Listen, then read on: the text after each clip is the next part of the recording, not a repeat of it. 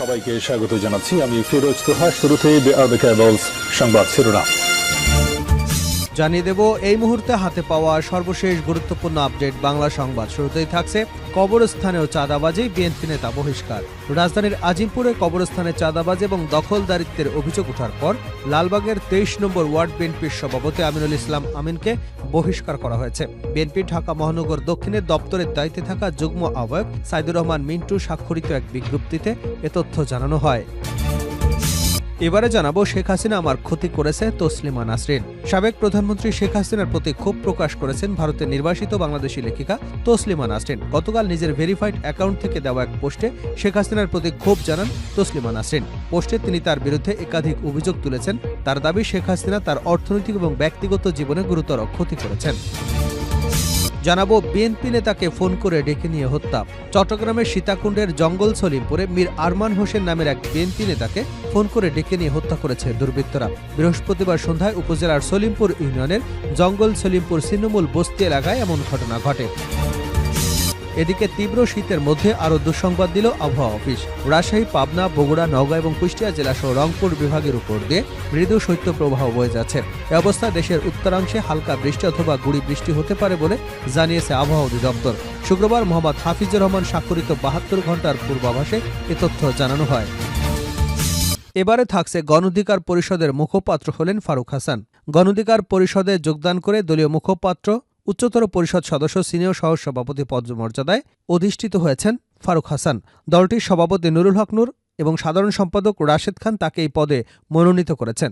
এর আগে গত ৩১শে ডিসেম্বর অনুষ্ঠিত সংবাদ সম্মেলনের মধ্য দিয়ে আনুষ্ঠানিকভাবে গণঅধিকার পরিষদে যোগদান করেন ফারুক হাসান, যিনি গণঅধিকার পরিষদের মিয়া মশিউজ্জামান সদস্য সচিব ছিলেন। এবং সর্বশেষ জানাবো আন্তর্জাতিক সংবাদ। গাজায় ২৪ ঘণ্টা ইসরায়েলের ৩৪ বিমান হামলা, নিহত ৭১। অবরুদ্ধ গাজা উপত্যকায় গত ২৪ ঘণ্টায় অন্তত ৩৪ বার বিমান হামলা চালিয়েছে দখলদার ইসরায়েল। এতে অন্তত ৭১ জন বেসামরিক ফিলিস্তিনি নাগরিক নিহত হয়েছেন। গাজার মিডিয়া অফিস এই হামলাগুলোকে ভয়াবহ অপরাধ হিসেবে আখ্যা দিয়েছেন। এতক্ষণ শিরোনাম শুনছিলেন, এবার বিস্তারিত। প্রিয় দর্শক, আপনি যদি এই চ্যানেলে নতুন হয়ে থাকেন, ভিডিওটি দেখতে দেখতে চ্যানেলটি সাবস্ক্রাইব করে আমাদের সঙ্গে থাকুন। আর এই ভিডিও সম্পর্কে আপনি আপনার মূল্যবান মতামতটি কমেন্ট বক্সে জানিয়ে দিন। আর হ্যাঁ প্রিয় দর্শক, জানিয়ে দিন ভিডিওটি কোথা থেকে দেখছেন। কবরস্থানে চাঁদাবাজি, বিএনপি নেতা বহিষ্কার। রাজধানীর আজিমপুর কবরস্থানে চাঁদাবাজি এবং দখলদারিত্বের অভিযোগ ওঠার পর লালবাগ ২৩ নম্বর ওয়ার্ড বিএনপির সভাপতি আমিনুল ইসলাম আমিনকে বহিষ্কার করা হয়েছে।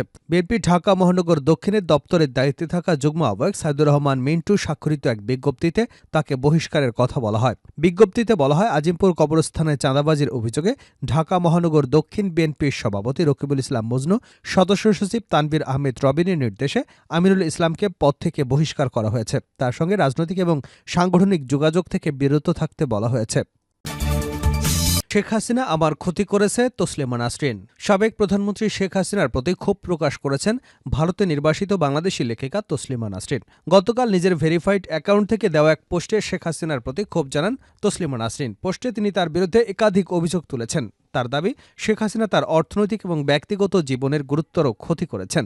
তসলিমা নাসরিন জানান, তার পৈতৃক সম্পত্তির বিষয়ে প্রয়োজনীয় কার্যক্রম সম্পাদনের জন্য তিনি তার বোনকে পাওয়ার অব অ্যাটর্নি দেন। তবে শেখ হাসিনার ভয়ে বাংলাদেশ দূতাবাসের কোনো কর্মচারী ওই ডকুমেন্ট সত্যায়িত করেনি।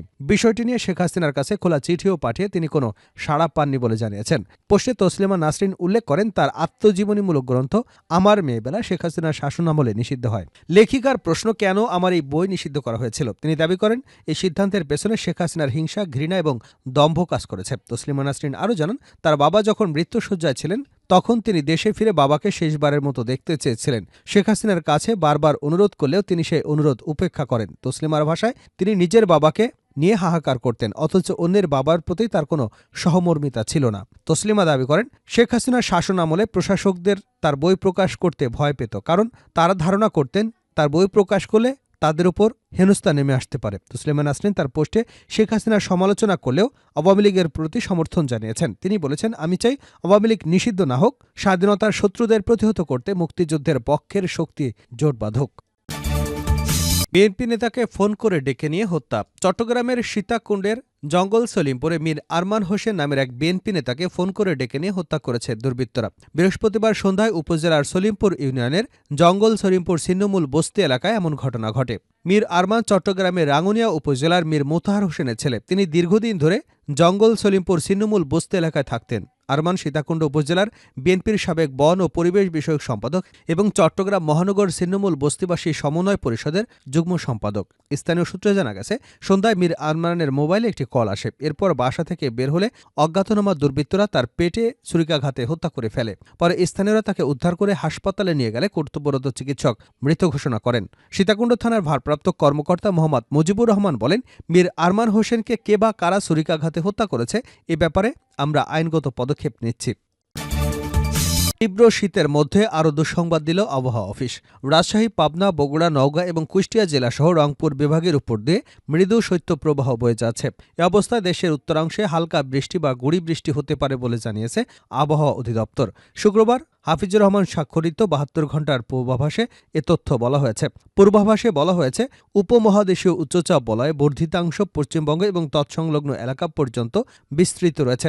মৌসুমের স্বাভাবিক লঘুচাপ দক্ষিণে বঙ্গোপসাগরে অবস্থান করছে। এর বর্ধিতাংশ উত্তর পূর্ব বঙ্গোপসাগর পর্যন্ত বিস্তৃত রয়েছে। এ অবস্থায় শুক্রবার অস্থায়ীভাবে আংশিক মেঘলা আকাশসহ সারা দেশের আবহাওয়া শুষ্ক থাকতে পারে।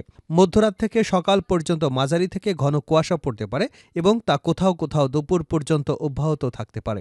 ঘন কুয়াশার কারণে বিমান চলাচল, অভ্যন্তরীণ নদী পরিবহন এবং সড়ক যোগাযোগ সাময়িকভাবে ব্যাহত হতে পারে। সারা দেশে রাতের তাপমাত্রা সামান্য বৃদ্ধি এবং দিনের তাপমাত্রা দেশের পশ্চিমাংশে ১ থেকে ৩ ডিগ্রি সেলসিয়াস বৃদ্ধি পেতে পারে। এছাড়া দেশের অন্যত্র তা প্রায় অপরিবর্তিত থাকতে পারে। ঘন কুয়াশার কারণে কোথাও কোথাও দিনের বেলায় শীতের অনুভূতি বিরাজ করতে পারে। সেই সঙ্গে রাজশাহী, পাবনা, বগুড়া, নওগাঁ, কুষ্টিয়া জেলাসহ রংপুর বিভাগের উপর দিয়ে মৃদু শৈত্যপ্রবাহ বয়ে যাচ্ছে। শনিবার অস্থায়ীভাবে আংশিক মেঘলা আকাশসহ সারা দেশে আবহাওয়া শুষ্ক থাকতে পারে। মধ্যরাত থেকে সকাল পর্যন্ত মাঝারি থেকে ঘন কুয়াশা পড়তে পারে এবং তা কোথাও কোথাও দুপুর পর্যন্ত অব্যাহত থাকতে পারে।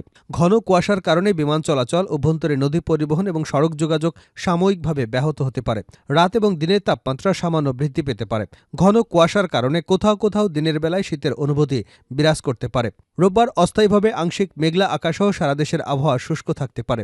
মধ্যরাত থেকে সকাল পর্যন্ত মাঝারি থেকে ঘন কুয়াশা পড়তে পারে এবং তা কোথাও দুপুর পর্যন্ত অব্যাহত হতে পারে।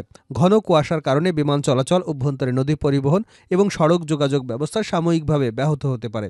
একই সঙ্গে রাত ও দিনের তাপমাত্রা সামান্য বৃদ্ধি পেতে পারে।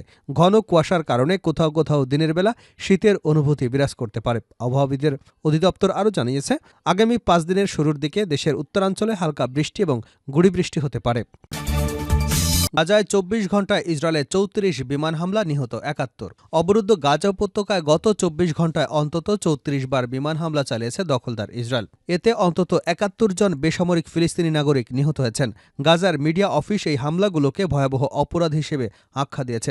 নিহতদের মধ্যে রয়েছে ওমর আল দিরাই, যিনি মধ্য গাজায় আজ ওয়াজাইদা এলাকায় নিজ বাড়িতে ইসরায়েলি বোমার আঘাতে প্রাণ হারান। গত ২৪ ঘণ্টায় গাজায় নিহত দ্বিতীয় ফিলিস্তিনি সাংবাদিক তিনি। এর মধ্যে গাজার নুসেরাত শরণার্থী শিবিরে একটি আবাসিক ভবনে ইসরায়েলি হামলায় ৫ জন নিহত হয়েছেন। আল জাজিরার প্রতিবেদক জানিয়েছেন, হামলায় ওই এলাকায় বহু মানুষ হতাহত হয়েছেন। গাজায় খান ইউনুসের কাছে আল ওয়াসি নামক এক তথাকথিত মানবিক অঞ্চল এই ইসরায়েলি বাহিনীর হামলায় ৫ শিশুর মৃত্যু হয়েছে বলে জানিয়েছে ইউনিসেফ। নিহতদের মধ্যে ৩ জন ছেলে এবং ২ জন মেয়ে রয়েছেন। তাদের বয়স ৭ থেকে ১৩ বছরের মধ্যে। এ ঘটনায় আরও অনেকেই হতাহত হয়েছেন। এক বিবৃতিতে ইউনিসেফ বলেছে, শিশুদের জন্য এখন কোনো জায়গায় নিরাপদ নয়, না বোমা থেকে, না ঠান্ডা, রোগ বা ক্ষুধা থেকে। এই ধ্বংসযজ্ঞ অবশ্যই বন্ধ করতে হবে। বহুদিনের প্রতীক্ষার পর জাতিসংঘ এবং বিশ্ব স্বাস্থ্য সংস্থার একটি মানবিক দল সম্প্রতি উত্তর গাজায় প্রবেশের অনুমতি পেয়েছে। তারা সেখানে বিধ্বস্ত হাসপাতাল, পানি এবং খাদ্য স্যানিটেশনবিহীন হাজারো মানুষের দুর্দশা প্রত্যক্ষ করেছে। জাতিসংঘের দলটি জানিয়েছে, গাজায় মানবিক পরিস্থিতি ক্রমে অবনতি ঘটছে। এ বিষয়ে আন্তর্জাতিক সম্প্রদায়ের জরুরি হস্তক্ষেপ নেওয়া প্রয়োজন। ২০২৩ সালের ৭ অক্টোবর থেকে গাজায় ইসরায়েলের বর্বরোচিত হামলায় অন্তত ৪৫,৫৮১ জন ফিলিস্তিনি নাগরিক প্রাণ হারিয়েছেন, যাদের বেশিরভাগই নারী ও শিশু। হামলায় আহত হয়েছে ১ লাখেরও বেশি মানুষ। এছাড়া ধ্বংস হয়েছে অবরুদ্ধ উপত্যকার সিংহভাগ ঘরবাড়ি, হাসপাতাল। তীব্র শীতে খোলা আকাশের নিচে মানবতার দিন কাটাচ্ছে গাজার লাখ লাখ মানুষ।